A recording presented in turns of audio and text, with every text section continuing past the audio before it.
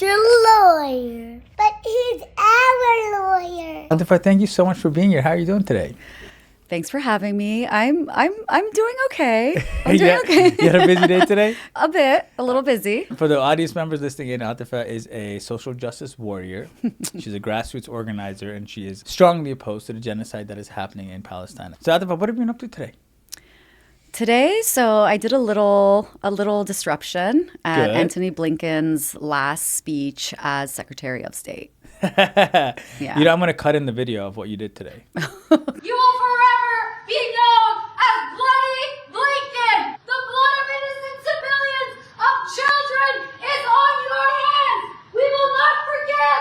We will not forget. We will hold you accountable. Did you end up getting arrested? I was kind of manhandled a little bit and, dragged away, but And what exactly were you saying to Secretary of State Blinken? well, it was kind of an out-of-body experience, but I was in the third row. He was very close. I could see him very clearly, and I just stood up and I said, Secretary Blinken, your legacy is genocide. We won't forget. We won't forgive. We're going to hold you accountable. Tell the audience a little bit about what that was. Yes. So almost exactly a year ago, on January 26th, we started a kibbutz. Well, we ended up calling it a kibbutz, but it was a 24/7 encampment. And originally our goal was to do it for 3 nights.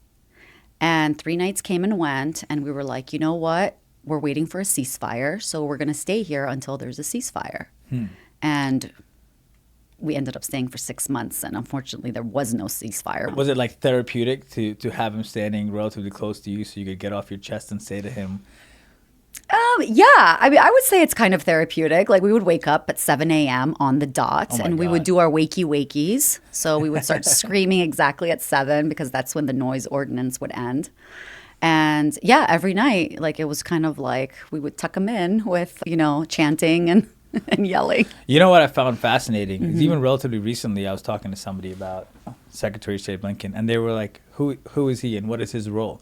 Yes. How is it that Secretary of State Blinken has gotten away under the radar for this long as not being the face of what this genocide actually is? Yeah, that's a really good point because that's exactly how we described him last year. He's someone that did fly under the radar.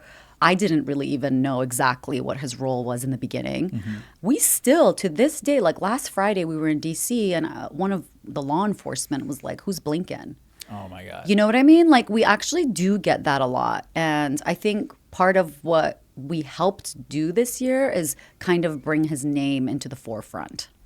You know, I remember very vividly the moment I realized that Secretary of State Blinken was behind a lot of what is happening in Palestine. And that was actually last November. There was a video where Secretary of State Blinken came out and addressed the United States and was on the news. And he was extremely shook up and distraught, and he was kind of shaky, talking about, the loss of life and innocent civilians that's too high. And he seemed extremely sympathetic, extremely empathetic, and very like honed in on the needs of the Palestinian people. And I was like, okay, well that's refreshing. Like maybe there's a change coming. And this is a year ago, so I understand how this sounds now. Yeah.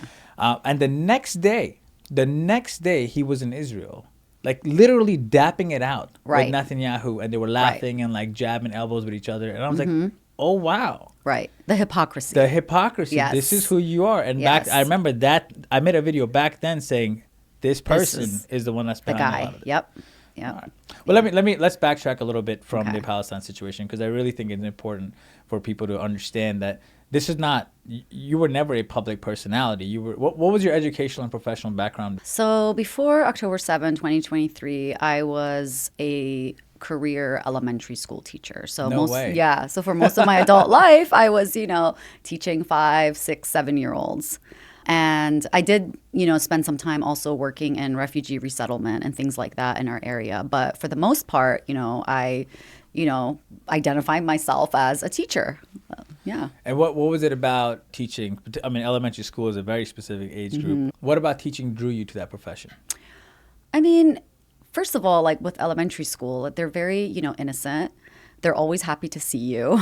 They're constantly like writing you letters, and they're just so sweet and they're so kind.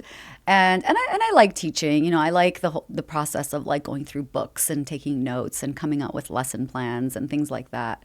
So I mean, I liked it, and you know, another thing about children is that they have this like innate sense of right and wrong and justice and things like that. And that always appealed to me. They are the only pure members of our species. They really are. They really are. I mean, what's like the number one phrase if you ask any teacher that you hear a lot of in a classroom? And it's probably one of them is like, it's not fair. That's not fair. So kids just have this like inborn innate sense of justice and they want to see that. And they're also, you know, very good at, you know, talking about sharing and, you know, things like that. So, you know, just their innocence and everything. I really liked being around it. So at what point was there a pivotal moment where you decided to transition from like teacher to activist, and how did you handle that transition? A pivotal moment. So, I mean, during my life, like I was pretty active in different, you know, movements, whether it was, you know, women's rights or Black Lives Matter or even Palestine, you know, like every now and then I would go to protests and I would try to, you know, be up to date and educate myself and things like that. But definitely, I mean, things went into high gear for me after October 7 of 2023. And that's when I was like, I can't live my life as usual seeing what I'm seeing. That's absolutely nuts. You know, when everything started in after October 7th, as far as the social media blitz, and we started seeing just the level of depravity and what was coming out of Palestine and Gaza in particular, is that's when I did my first deep dive. I was actually fairly ignorant about the entire history. Like in my mind, my perception of Israel and Palestine was a long, long time ago, Israel took some land from Palestine, and now these people are fighting back and forth. Like this was this duality perspective that I had. And it was, you know, the first couple of days after October 7th, I mean, I'd see like an apartment building with unsuspecting children in the balcony drop, another apartment building drop with people on the rooftops. No activity, no action, no firing, just people going about their daily lives being decimated. And it was like, whoa, what is going on here? You couldn't ignore it. You couldn't. It was mind blowing. And I did a deep dive. I read, I think, I want to say like 22 human rights reports in about a week. I couldn't sleep. I mean, Amnesty International, all the UN reports, Save the Children. I mean, just the reports that came out in September of last year saying that it had been the deadliest year for children in Gaza. And that was a month or at least 3 weeks before October 7th even happened. Right. And I'm like, all these reports exist all this time from all these international human rights organizations, and there's nothing. None of that is being mentioned. Yeah. And it really wasn't unraveling. In fact, the water terrorism video, right? Because I remember being so caught off guard when the Israeli officials came out and said, no more food, water, electricity. And I was like, water? Like, how are you cutting off water from an entirely different country? Water is supposed to be a human right. And but also, like, how do you have the power to cut off somebody's water? Exactly. Like, this is an independent entity. And that's when you realize it absolutely is not. Right. It has been under occupation this entire time. And it started my journey. Like, I've learned so much about the history of that place, which is... And, you know, it's part of their propaganda to make the average person feel like it's a complicated issue. It's the oldest trick in the book of colonization of haves and have-nots. Right. So one of the things that has become really obvious from just seeing the scale of support from within Israel for this genocide is that the influence of their education system and there's a lot of brainwashing involved, there's a lot of programming involved. And as a teacher, has that changed your perspective on the value of education for younger children and how we should use the tools of education to facilitate a future that is absent of this type of... I mean, mental contortionism is a phrase that comes to mind. Right. I mean, for sure. I mean, education starts at a young age. But I would say that, especially in this country, we need to kind of go over and review what the children in the schools are learning and who is writing the textbooks and who's deciding what goes in the textbooks and what stays out of the textbooks. So it's kind of like if you're really going to be educating your children, you kind of need to be looking at some alternative sources to make sure that they're getting, you know, all sides of what's going on. Yeah, very true. Yeah. So as an activist now here in the West, how do you see your role, or how would you recommend to other people that are in this position of comfort, for lack of a better word, to be able to advocate for the needs not only of the Palestinian people? How would you recommend that people in the West either get involved or deal with these situations? First of all, I want to say that I know people call me an activist, but at the end of the day, I'm just a regular person. You know, I'm a wife, I'm a mom, like I have to go home, figure out what they're going to eat. You know, I don't want people to think, you know, you have to have that title to make a difference. So anybody can be an activist. And what I like to say is take whatever skills and talents that you already have and try to use it in a way to raise awareness. Now, normally I'm talking specifically about Palestine. But if something else is your passion, some other, you know, injustice in the world, pick that, because at the end of the day, these are all connected. All of these injustices are connected. But yeah, use whatever skills you have. Like if you're an artist, use your art. If you are good at research, do research. If you are comfortable being out there, boots on the ground on the front lines, then, you know, go do that. And then bare minimum, at least continue to educate yourself. So when you're talking to someone, you know what to say, or you won't feel overwhelmed if they're like, oh, it's complicated. It's like, no, I've done my reading. You know what's particularly unique about this genocide is just the amount of censorship and opposition to being able to speak out about what is happening. Not about opinions, about showing what is actually happening on the ground. What role do you think the mainstream media has played in the censorship process and in some ways facilitating what's happening in the Middle East? I mean, sometimes, you know, I don't check mainstream media every day or too often, but sometimes I go in there just to see, you know, what they're saying. And it really feels like you're in the Twilight Zone. You're just like, how can they spin? It does feel like a Twilight Zone. Doesn't it? Like you're in some kind of upside down world. Like, how can they spin like this massacre the way they did? You know, you're just like, what? They had to tie themselves into knots to kind of make it seem complicated, even though it completely isn't. Like, what's complicated about an entire family being wiped off the earth? No, it's nuts. In fact, I think Palestine has showed us that journalism in America is dead. And ironically, they did it via journalism on the ground with their bodies. I think it made us realize exactly a lot of things in the West are dead. Yeah. A lot. Like just, you know, the concept of like democracy and freedom and human rights, championing for human rights and feminism and all that. It's like, where are you? You know, my God, you know, when you said democracy may be dead, when all this started, and one of the things that we were doing was phone banks, and we were calling our representatives. And Ben Cardin, I'm talking about first 2 weeks into this genocide, if you would call his office, we would get an automated response saying that he will always stand with Israel. Number one. Number two, he's not running for re-election. These were automated responses being given by his office. And I remember thinking, like, so what are you telling the American people? Right. I don't give a shit about what you have to say.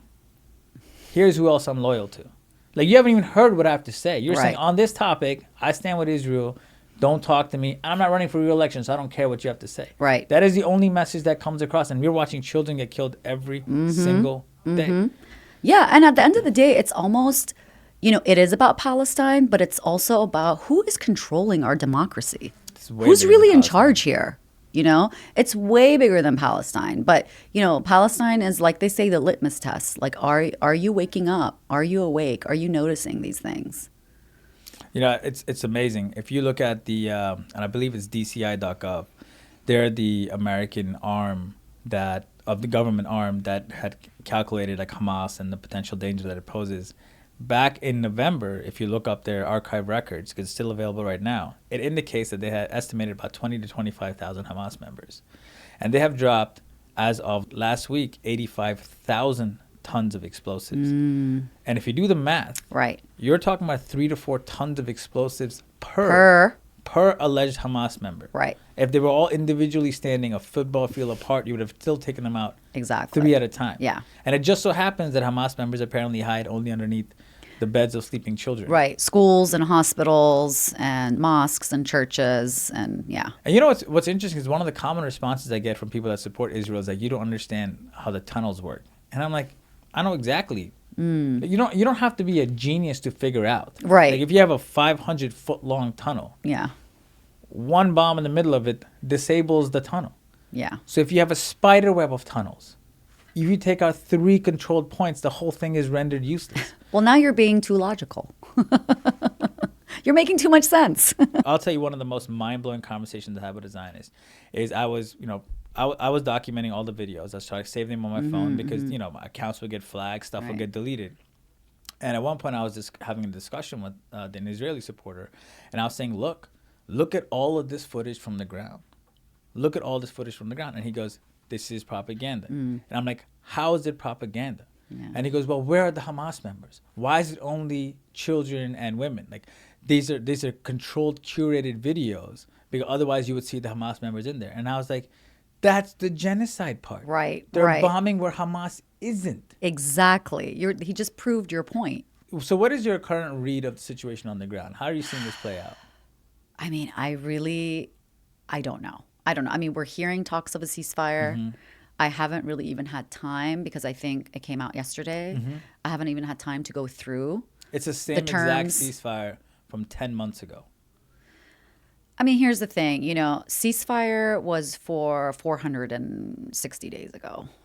Of course, we do want a ceasefire, but it's so much bigger than that now. It's so much more than that now.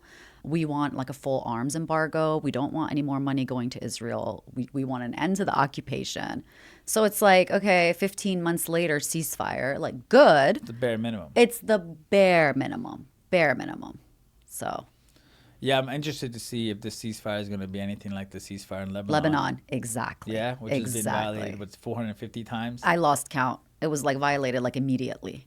What else is interesting is, as of today, Ben Gvir and Smotrich have been coming out. It's on Jerusalem Post. Their front page story is how Ben Gvir says, I have tirelessly worked on ensuring that these ceasefire deals don't go through, and that this ceasefire deal is going to be a travesty for the people of Israel. And I'm trying to figure out how somebody is wired in a way to think that if you stop eradicating thousands and thousands of children, that somehow it's a travesty for the state of Israel. I mean, I can't even begin to imagine how someone ends up, thinking that way. The only thing I can say is that I think in their society, they've dehumanized Palestinians to such an extent that, I mean, they call them human animals themselves. So, I mean, it starts with dehumanization. And then I honestly, I can't even imagine like what goes on in his head. Now, all this work that you've been doing, and the reason I asked you to be here, and again, I'm very thankful that you're here today. Thanks for having me. I'm a huge admirer of all the courage that you have shown going out on the front lines, protesting, raising awareness. All of this work that you have done, I presume, has come at an expense to your personal life, to your ability to be around for your children, to be a wife, to be a daughter. Could you opine a little bit about how this role that you have taken on has affected your personal life? Well, I mean, you're right. Like in every other capacity in my life, like I'm not able to be there the way that I was before or the way that I want to be. I'm not the mother that I want to be, or the wife or the sister or the daughter. And in the beginning, like obviously I was thinking like this is going to be temporary. There's going to be a ceasefire, The beacon of democracy. Right. Would step in and say, okay, enough is enough. I remember October 2023, they announced a protest on November 4th. And myself and many others were like, November? Like, is this even still going to be going on in November? Because the things we were seeing were so horrific. We couldn't imagine that it would go 3 weeks. Like, can this be happening for 3 weeks? And of course, you know how it turned out. And even when we started Kibbutz Blinken, January 26th of 2024, I genuinely thought a ceasefire was imminent, like within the week or maybe 2. So when I did put my personal life on hold in the beginning, like I never thought I would still be here, like over a year later. And yeah, I mean, again, obviously it does affect it. I mean, thankfully, the people in my life are very understanding and very supportive. But yeah, it does come at a price. It's just been so unimaginable to watch a population that is primarily children. Like forget the asymmetry for a second. The fact that people argue that it's a war of two parties when there's not a single armored Palestinian vehicle, let alone tank, plane that anyone has ever seen. Right. But even if you put the asymmetry aside, you put aside the fact that they're elderly people, they're disabled people, they're cancer patients, they're men, they're women. I'm emotionally just maxed out by the sheer volume of children I've seen get shredded. Right. I mean, and that's basically the majority of what we're seeing. It's like children just being evaporated and burned and yeah, shredded and crushed and maimed. And it's just children.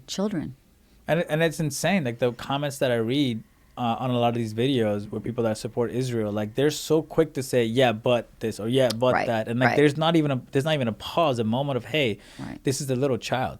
I mean, never in my life would I thought that I would have seen so many children have amputations. Yeah. I mean, watching an amputation, right? Because one of the commitments I made was don't look away. Mm-hmm. If you look away for your own comfort, their pain and their suffering it doesn't exist almost. Like, it's weird. Like Right. it's not being given the courtesy of acknowledgement, which is what I feel has been happening from our government standpoint for Palestinians, and it has been just a jarring experience to realize what a word like dehumanization truly means, right? Yeah. Because you hear those words, but when you say, okay, what is dehumanization? That's what dehumanization is. Yeah.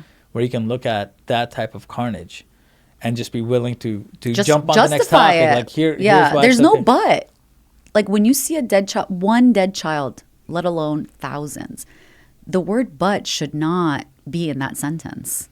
Yeah. And then my favorite response from people that support Israel always is like, but Hamas, but Hamas. And I've had this conversation so many times. And I go, okay, Hamas, let's assume for argument's sake, Hamas is this evil, vile terrorist group.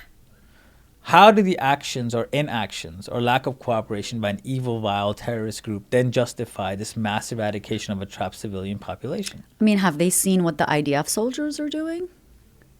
Come out. I mean, wearing the lingerie of the women that they've murdered. Mass rapes, I mean, mass rapes. I mean, that's serial killer behavior. urinating, stepping on their dead bodies, having dogs eat the flesh of deceased Palestinians.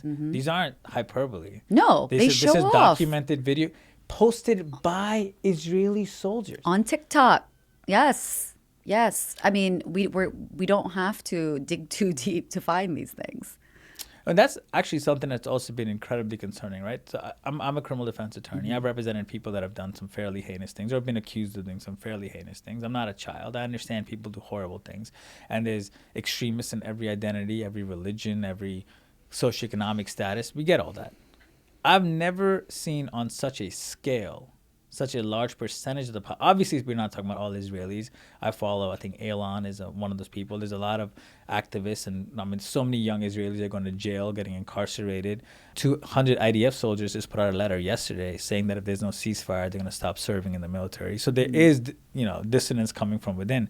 But independent of that, just the scale at which the Israeli society talks about Palestinian people in such a dehumanizing, just vile way. It has been really, really an eye-opening experience. It's something that was extremely unexpected. I never had that opinion about Israel or Israelis specifically. Right. I mean, it's really, really bizarre. Like, I don't know if you remember, like, Israeli society, like, the people almost started a civil war over the right to rape Palestinian prisoners. Oh, my God. Do you remember that? Yeah, he got disabled. He was handicapped below his waist. This is all documented. The prisoner in media. was sodomized. Yeah.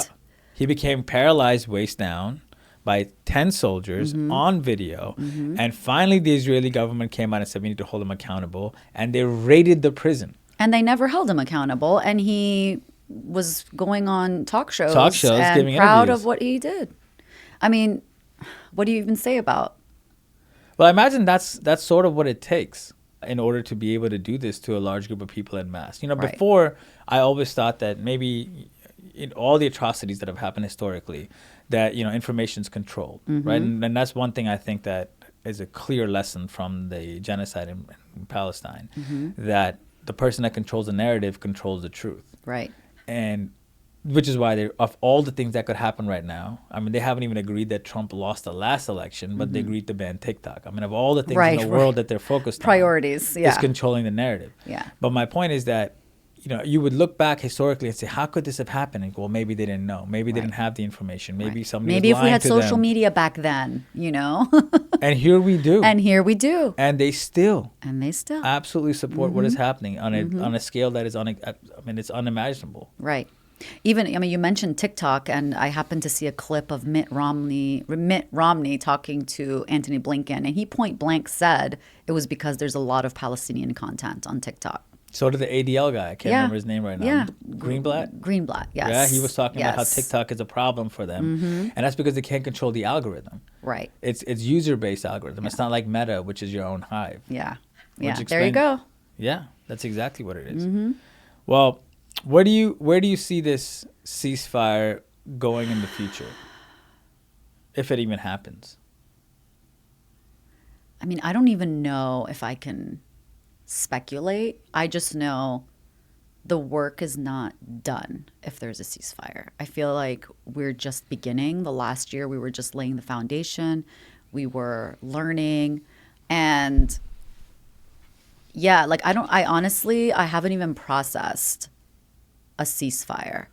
Even if let's just assume it's real. But like you said, like it could be the ceasefire in Lebanon or all these other times, that they got away with anything and everything. So I can't honestly, I'm not like a political expert or a policy expert or anything. I just know that as long as there is the injustice going on, our work, this is basically a lifelong work that we have to do. And I want to pivot a little bit talking about IDF soldiers. There is thousands of American citizens that are serving in the military. Right. And they just passed a bill trying to afford the same military benefits to IDF soldiers as they do American soldiers, which, I have a lot to say about that, but that's a conversation for a different day. So all these soldiers that are serving in the IDF military, partaking in this genocide, now going to come back to the United States, and they're going to be our teachers, our law enforcement officers, our doctors. How are we as a society in large supposed to just move on and say, hey, neighbor, you're back. Right. Please don't see my children any different than yours. Right. Please don't find a way to justify committing extremely horrible, evil acts against our children. Is that a concern that you carry? Yeah, I think it's a huge concern because, like you said, these IDF soldiers are coming back and, the entire culture there has dehumanized Palestinians, Arabs, brown people, who knows. And yeah, they could be teaching your children. They could be, your doctor, your neighbor, the person next to you in Trader Joe's or somewhere, And it's like, how do you deal with that?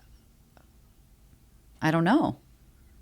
Meanwhile, like you said, they're trying to afford the same, perks to them. And what's happening with our veterans here? It's a disaster.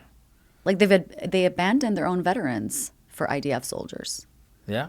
Yeah, and the amount of money that's been going out. I mean, the fires that are happening in LA, come to find out they're cutting funding while they're sending record amounts of money over there. Right. Which goes to show, by the way, everyone talks about, the $3 billion, $3.5 billion that gets gifted to Israel. That's the tip of the iceberg. Right. And with all these universities that weren't cutting off ties with Israel, all these governments, these local states that send tons of money, our tax dollars to Israel, gifts it to them. Right. To what end? And no strings attached. It's like, look what they're doing with it. And you need to kind of ask, who's profiting from this? It's not, I mean, who's investing in these weapons companies and who's profiting off of all these transfers and things like that? Yeah. I mean, this genocide is the genocide of cherries on top, because then after you see the dehumanization, after you see the amount of money that's going over there, after you see how the impunity is being given by not just media, by international governments, then you have the realization that I have to go to work tomorrow to go pay my taxes, to financially contribute to the pain and suffering of trapped and defenseless civilians. Exactly. And I think that's one of the reasons why we feel so compelled to be out there, is because we're we're in this unique position where we're so close to Washington, D.C., and that's where all this corruption and, these decisions are made. And we're like, we have to be out there.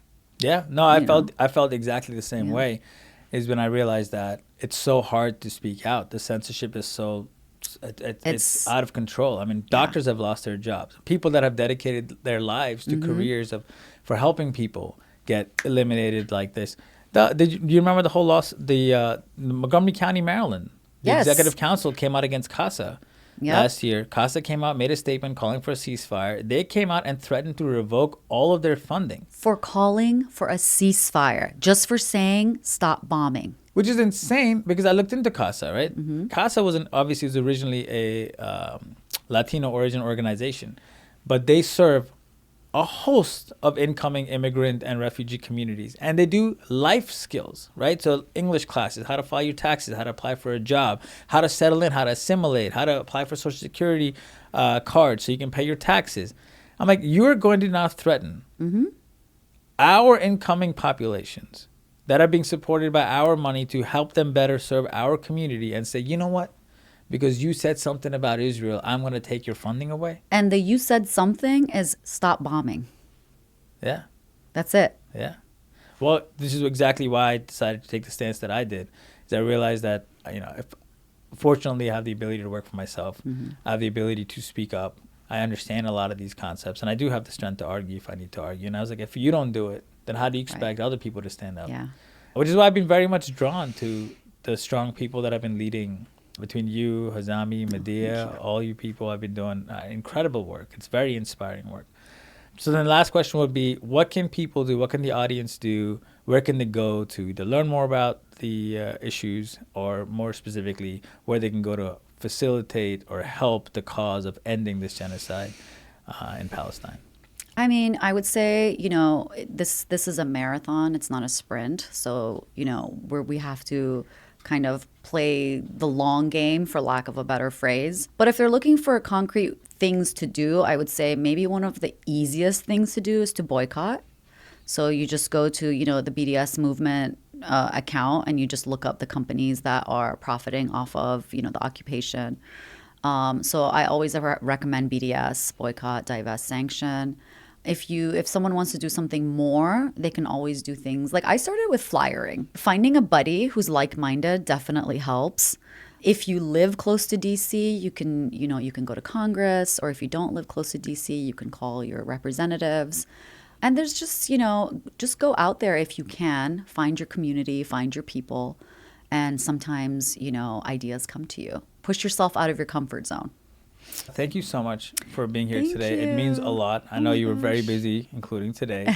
I have been admiring your courage and your strength, and how you guys have been pushing forward for the right cause this entire time. And I'm really happy that I had the opportunity to share a snippet of you with the audience. Thank you so much for your support and solidarity. Keep up the good fight, man. Thank you. Free Palestine. Free Palestine.